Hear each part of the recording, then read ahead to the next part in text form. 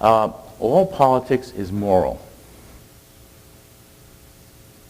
Right? Every political leader gets up and says, do this because it's right. Nobody gets up and says, do it because it's wrong.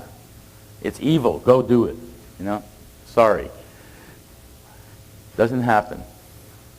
All politics is moral. It's based on doing things that people think are right. And what conservatives have learned is to talk about the moral principles. Let me give you a concrete example.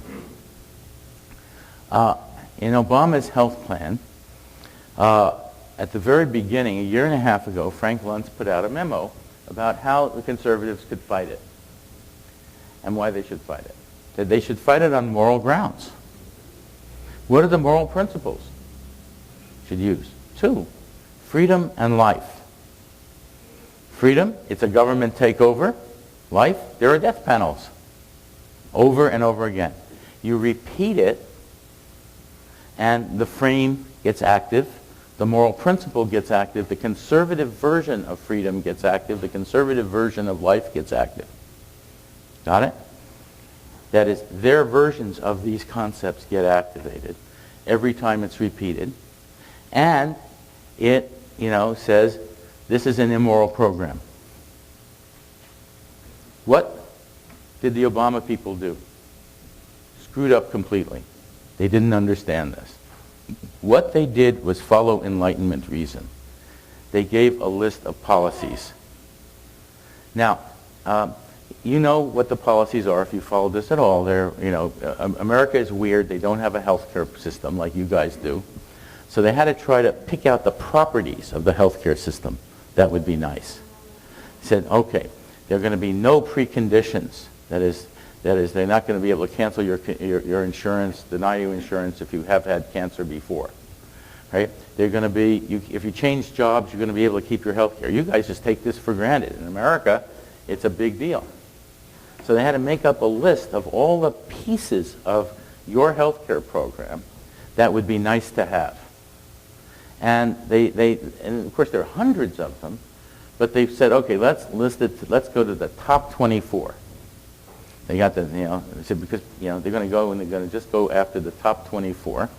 And that was their and they made up plans for these thousands of pages of them, right? And then Obama gets up and he says, well, we're going to have this thing called the public option, but it turns out Rahm Emanuel is arguing against it because the insurance companies don't like to compete. So, but it doesn't matter whether we have it or not as long as the 24 properties are there. And Obama gives a speech about the 24 properties. Nobody understands this speech. The next day, David Axelrod goes on Organizing for America website.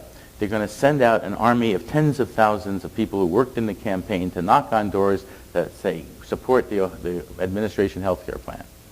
Well, he gets up there and he says, well, we have these 24 properties, but they're hard to remember. But remember the 3 groups of 8. Anybody remember the 3 groups of 8? Nobody in America. Even Axelrod probably doesn't remember the 3 groups of 8. Dumb. Nothing moral. Now, they could have done it. Right? The principle is freedom. You get sick, you lose your freedom. You can't move. You can't work. You can't do anything. Illness takes away your freedom. Illness is an enemy of freedom. Healthcare gives you freedom. Illness can kill you. Right? So basic. And they didn't do it. Right? They didn't give the moral principles. The conservatives did it. They had a couple of phrases. That was it. Right? Repeated over and over and over. Every time it's repeated, strengthens the synapses. Okay? Get the idea. Now, government takeover, death panels. Got it? That's all they had to do. Now, and repeat it, and arguing, that, etc. Okay, get the idea. Now, how did the conservatives get the word out? Well, over the last 40 years, they have built a system for doing it. What does that system look like? Here's how it works.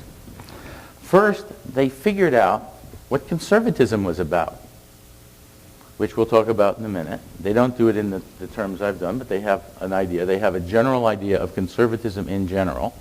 And then they have about 80 think tanks that take the general idea and apply it everywhere, and apply it to policies of all sorts. And they have language people like Luntz and others creating language to express these ideas. So they get a language that will express it. They test it out in polls, focus groups, etc. for years. They get it down. And then they have leadership institutes. So the Leadership Institute in Virginia, in Arlington, Virginia, trains tens of thousands of conservatives a year. And there are many such institutes. Tens of thousands a year from all over America. And then they send them out. And what do? They train them to think and talk.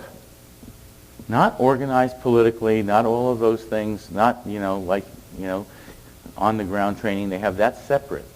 This is just thinking and talking, nothing else. Okay? How to think and talk like a conservative. Next, they have an organization put together by Grover Norquist on Wednesday mornings, the Wednesday morning meetings.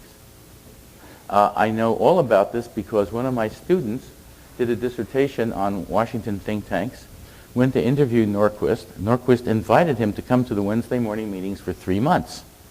And I got these very interesting phone calls on Wednesday nights.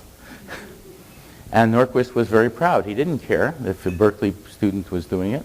Fine. He's completely open about it. He was proud of what he was doing. What did he do? The meetings were simple. You meet first. You have a schmooze. You have some bagels and some coffee and so on. You talk. Then everybody gets up and does a show and tell. They get up and tell all the nice conservative things that they're doing. And in each case, Norquist says, okay, it's guns and God and, and gays. Let's hear it. What are you doing about it? Everybody gets up and tells. And then they set up debates. That is, there are issues within conservatism. They get the best debaters they can, and they debate it. And everybody gets to ask questions. And if there's a consensus, then they agree to follow the consensus, get language for it, and put out over the internet to all these people who've been trained in various places to how they should talk that day and thereafter. If they don't agree, they wait till next week. Okay? And if you lose in the debate, Norquist knows to fix the next debate or the debate after that so you win. Everybody's going to win sooner or later. Okay? So it's an organized thing, well organized, well structured. And it's not just high-level people. It can be people from the White House during the Bush administration or from various parts of government, from Senate, etc., all the way down to local school districts. Different people every week. Got it?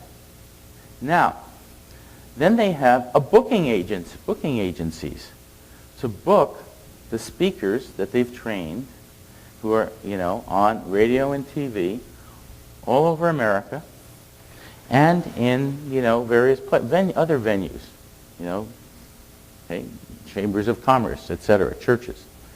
They have a booking system. And 80% of the talking heads in America on TV are conservatives. I walk into a radio station, the station manager hands me a big, thick bunch of papers. He says, these are the emails I got this morning from conservatives trying to book their guys on my station. Okay? Now, that has been developing for years and years and years. It's there in the U.S. If it isn't in Canada, it's coming. Okay? Each part